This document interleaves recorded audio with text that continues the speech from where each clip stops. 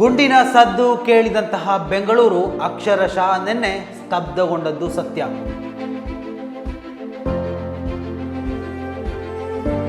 ನ್ಯಾಯಾಲಯದಿಂದ ಹೊರಗಡೆ ಬರ್ತಾ ಇದ್ದಂತಹ ತನ್ನದೇ ಪತ್ನಿಯ ಮೇಲೆ ಏಕಾಏಕಿ 5 ರೌಂಡ್ಗಳು ಶೂಟೌಟ್ ಮಾಡಿದಂತಹ ಪತಿಯ ಕಿರಾತಕ ಕೃತ್ಯ ಇದು. ಹಲೋ ಹಾಯ್ ಎಲ್ರಿಗೂ ನಮಸ್ಕಾರ, welcome back to Janata agent. Greater ಬೆಂಗಳೂರಿಗೆ ದಾಪುಗಾಲ್ ಇಡ್ತಾ ಇರುವಂತಹ ರಾಜ್ಯ ಸರ್ಕಾರಕ್ಕೆ ದೊಡ್ಡ ಮಟ್ಟದಲ್ಲಿ ಕಂಟಕ ಎದುರಾಗ್ತಾ ಇರುವಂಥದ್ದು. ಇವತ್ತು ಬೆಂಗಳೂರಿನಲ್ಲಿ ನಿರಂತರವಾಗಿ ಹಲವು ಪ್ರಕರಣಗಳಿಗೆ ಸಾಕ್ಷಿ ಆಗ್ತಾ ಇರುವಂಥದ್ದು. ಯಾಕೆ ಈ ಒಂದು ವಾರ್ತೆಯನ್ನು ನಿಮ್ಮ ಮುಂದೆ ತರ್ತಾ ಇದ್ದೀನಿ ಅಂತ ಹೇಳಿದರೆ, ಎಲ್ಲರೂ ಕೌಟುಂಬಿಕರು ಅಂದರೆ ಕುಟುಂಬಸ್ಥರು. ಈ ಕುಟುಂಬ ಜೀವನದಲ್ಲಿ ಹಲವು ಕಲಹ ವಿರಹಗಳು ಸರ್ವೇ ಸಾಮಾನ್ಯ. ಆದರೆ ಅದು ಕೊಲೆ ಮಾಡುವಷ್ಟರ ಮಟ್ಟಿಗೆ ಹೋಗಬಾರ್ದು ಎನ್ನುವಂತಹ ವಿಚಾರಕ್ಕೆ ಸಂಬಂಧಪಟ್ಟು ಈ ಒಂದು ವಿಡಿಯೋವನ್ನು ಮಾಡ್ತಾ ಇದ್ದೇನೆ. ಸೊ ಸ್ನೇಹಿತರೆ, ಈ ವಿಡಿಯೋನ ಆರಂಭ ಮಾಡುವುದಕ್ಕಿಂತಲೂ ಮೊದಲು ನೀವು ಮೊದಲನೇ ಬಾರಿ ವೀಕ್ಷಣೆ ಮಾಡ್ತಾ ಇದ್ದರೆ ದಯವಿಟ್ಟು ಸಬ್ಸ್ಕ್ರೈಬ್ ಮಾಡ್ಕೊಂಡು ನೋಡಿ. ಮಾತ್ರವಲ್ಲ, ನಿರಂತರವಾಗಿ ಅಪ್ಡೇಟ್ಗಳನ್ನು ನಿಮ್ಮ ಮುಂದೆ ತರುವಂತಹ ಪ್ರಯತ್ನಗಳನ್ನು ನಾವು ಮಾಡ್ತೀವಿ.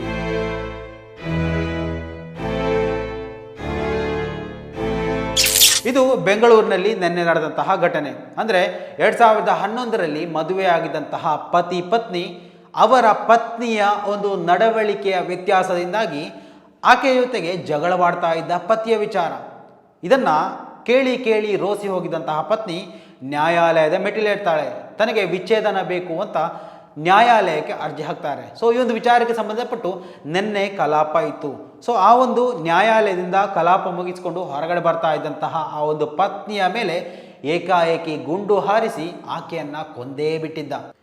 ಸಿಲಿಕಾನ್ ಸಿಟಿಯಲ್ಲಿ ಮಂಗಳವಾರ ಭೀಕರ ಶೂಟೌಟ್ ನಡೆದಿದ್ದು, ಏಕಾಏಕಿಯಾಗಿ ಬಂದು ಆತ ತನ್ನ ರಿವಾಲ್ವರ್ನಿಂದ ತನ್ನ ಪತ್ನಿಯನ್ನ ಗುಂಡಿಟ್ಟು ಕೊಲೆ ಮಾಡಿದ್ದ. ಬೆಂಗಳೂರಿನ ಬಸವೇಶ್ವರ ನಗರದ ವೆಸ್ಟಿನ್ ಹೋಟೆಲ್ ಬಳಿ ಈ ಒಂದು ದುರ್ಘಟನೆ ಸಂಭವಿಸಿರುವಂಥದ್ದು. ಮಾತ್ರವಲ್ಲ, ಆ ಒಂದು ಬಲಿಯಾದಂತಹ ಪತ್ನಿ ಬ್ಯಾಂಕ್ ಉದ್ಯೋಗಸ್ಥೆ ಅಂತ ಕೂಡ ಹೇಳಲಾಗ್ತಾ ಇದೆ. ಪತಿಯ ಹೆಸರು ಬಾಲಮುರುಗನ್, ಪತ್ನಿಯ ಹೆಸರು ಭುವನೇಶ್ವರಿ. 2011ರಲ್ಲಿ ಇವರು ಪರಸ್ಪರ ವಿವಾಹ ಆಗಿದ್ದರು. ವಿವಾಹ ಆದ ನಂತರ ಹಲವು ವರ್ಷಗಳಿಂದ ತನ್ನ ಪತ್ನಿಯ ನಡವಳಿಕೆಯ ಮೇಲೆ ಸಂಶಯಗೊಂಡು ಆಗಾಗ ತಗಾದೆ ತೆಗಿತಾ ಇದ್ದ ಪತಿ. ಈ ಒಂದು ಕೌಟುಂಬಿಕ ಕಲಹದಿಂದ ಬೇಸತ್ತು ಹೋಗಿದ್ದಂತಹ ಪತ್ನಿ ತಮ್ಮ ನಡುವೆ ಇನ್ನು ಮುಂದೆ ಇಂತಹ ಒಂದು ಸಂಬಂಧ ನಡೆಯೋದಿಲ್ಲ, ಇದು ಸಾಧ್ಯ ಇಲ್ಲ ಅಂತ ವಿಚ್ಛೇದನ ಪಡಿಬೇಕು ಅಂತ ಆಗ್ರಹವನ್ನು ವ್ಯಕ್ತಪಡಿಸಿರುವಂಥದ್ದು.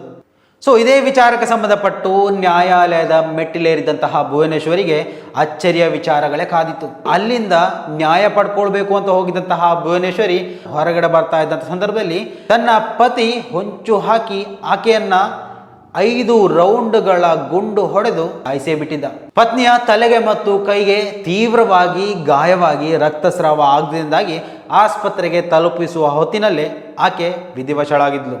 ಮಾತ್ರ ಅಲ್ಲ, ತಾನು ಮಾಡಿದ ಕೃತ್ಯದಿಂದ ಆತ ಅಲ್ಲಿಗೆ ನಿಲ್ಲಿಸಲಿಲ್ಲ. ಆತ ಅಲ್ಲಿಯ ಠಾಣೆಗೆ ಹೋಗಿ ಶರಣಾಗಿದ್ದಾನೆ ಕೂಡ. ಸೊ ಈ ಆರೋಪಿ ಅಂತ ಹೇಳಲಾಗುವಂತಹ ಮುರುಗನ್ ಎನ್ನುವಂತಹ ವ್ಯಕ್ತಿ ಅಕ್ರಮವಾಗಿ ಪಿಸ್ತೂಲನ್ನು ಪಡ್ಕೊಂಡಿದ್ದ ಎನ್ನುವಂತಹ ವಿಚಾರದ ಸಂಬಂಧಪಟ್ಟು ಕೂಡ ಪೊಲೀಸರು ಇವತ್ತು ತನಿಖೆ ನಡೆಸ್ತಾ ಇರುವಂಥದ್ದು. ಎಲ್ಲಿಂದ ಪಿಸ್ತೂಲನ್ನು ಪಡ್ಕೊಂಡ, ಯಾರು ಒದಗಿಸಿದ್ರು, ಏನು ಎತ್ತ ಅನ್ನೋದ್ರ ಬಗ್ಗೆ ಪ್ರಾಥಮಿಕವಾಗಿ ತನಿಖೆ ಆರಂಭಗೊಂಡಿರುವಂಥದ್ದು. ಬರೀ ಈ ಒಂದು ಪ್ರಕರಣಕ್ಕೆ ಮುಗಿಯುತ್ತೆ ಅಂತಾರೆ ತಪ್ಪು.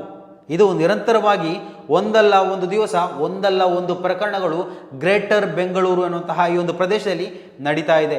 ನಾವು ನಿನ್ನೆ ಗಮನಿಸಿರ್ಬೋದು, ಬೆಂಗಳೂರಿನಲ್ಲಿ ಫಕೀರ್ ಕಾಲನಿ ಎನ್ನುವಂತಹ ಒಂದು ಕಾಲನಿಯಿಂದ ಗ್ರೇಟರ್ ಬೆಂಗಳೂರು ಎನ್ನುವಂತಹ ಒಂದು ಕಾರ್ಯಕ್ರಮದ ಭಾಗವಾಗಿ 300-400 ಕುಟುಂಬಗಳನ್ನು ಬೀದಿ ಪಾಲು ಮಾಡಿದಂತಹ ರಾಜ್ಯ ಸರ್ಕಾರಕ್ಕೆ ನಿಜಕ್ಕೂ ನಾಚಿಕೆ ಆಗಬೇಕು. ಬೆಂಗಳೂರಿನಲ್ಲಿ ಏನೆಲ್ಲ ದುಷ್ಕೃತ್ಯಗಳು ಇವತ್ತು ನಡೀತಾ ಇದೆ, ದರೋಡೆಗಳು ನಡೀತಾ ಇದೆ, ಪೊಲೀಸರ ಕಾನೂನು ವ್ಯವಸ್ಥೆ ಅಡಿಯಲ್ಲೇ ದರೋಡೆಗಳು ನಡೀತಾ ಇದೆ. ಸೊ ಇವೆಲ್ಲವನ್ನ ಕಣ್ಣ ಮುಚ್ಚಾಲೆ ಆಟ ಥರ ನೋಡಿಕೊಂಡು ಇವತ್ತು ಸಾಮಾನ್ಯ ವರ್ಗದ ಮೇಲೆ ತಾವು ನಡೆಸ್ತಾ ಇರುವಂತಹ ಕುದುರೆ ಸವಾರಿ ಒಂದು ಕಡೆ ಆಗಿದ್ರೆ, ಇನ್ನೊಂದು ಕಡೆ ಭೂಗತ ಲೋಕವೇ ತಲೆ ಎತ್ತಿ ನಿಲ್ತಾ ಇದೆ. ಇಲ್ಲಿ ಹೆಂಡತಿಗೆ ಗಂಡನಿಂದ ಜೀವನ ನಡೆಸೋಕೆ ಆಗ್ತಾ ಇಲ್ಲ, ಗಂಡನಿಗೆ ಹೆಂಡತಿಯಿಂದ ಜೀವನ ನಡೆಸೋಕೆ ಆಗ್ತಾ ಇಲ್ಲ, ಇನ್ನು ಪ್ರೇಯಸಿಗೆ ಪ್ರಿಯಕರನಿಂದ ಜೀವನ ನಡೆಸೋಕೆ ಆಗ್ತಾ ಇಲ್ಲ, ಪ್ರಿಯಕರನಿಗೆ ಪ್ರೇಯಸಿಂದ ಜೀವನ ನಡೆಸೋಕೆ ಆಗ್ತಾ ಇಲ್ಲ. ರಾಜ್ಯ ಇನ್ನೊಂದು ರಾಜ್ಯದ ಮೇಲೆ ಅನ್ಯಾಯ ಮಾಡ್ತಾ ಇದೆ, ಇನ್ನೊಂದು ರಾಜ್ಯ ನಮ್ಮ ರಾಜ್ಯದ ಮೇಲೆ ಅನ್ಯಾಯ ಮಾಡ್ತಾ ಇದೆ. ಸೊ ಇವೆಲ್ಲ ಇದ್ರೂ ಕೂಡ ಗ್ರೇಟರ್ ಬೆಂಗಳೂರು ಅನ್ನುವಂತಹ ಒಂದೇ ಒಂದು ಸಂಕಲ್ಪವನ್ನು ಇಟ್ಟುಕೊಂಡು ಅದೆಷ್ಟು ಜೀವಗಳನ್ನು ಬಲಿ ಪಡಿತೀರಾ ಅನ್ನೋದಂತಹ ಪ್ರಶ್ನೆಯನ್ನು ಇವತ್ತು ನಾವು ರಾಜ್ಯ ಸರ್ಕಾರದ ಮುಂದೆ ಇಡಲೇಬೇಕಾಗಿದೆ. ಸೊ ಸ್ನೇಹಿತರೆ, ಈ ಒಂದು ವಿಚಾರದ ಬಗ್ಗೆ ನಿಮ್ಮ ಅಭಿಪ್ರಾಯಗಳನ್ನು ಕೂಡ ಕಮೆಂಟ್ ಮಾಡಿ. ಮುಂದಿನ ಮಾಹಿತಿಯೊಂದಿಗೆ ಮತ್ತೆ ಭೇಟಿಯಾಗೋಣ. ಅಲ್ಲಿವರೆಗೂ ನಮಸ್ಕಾರ.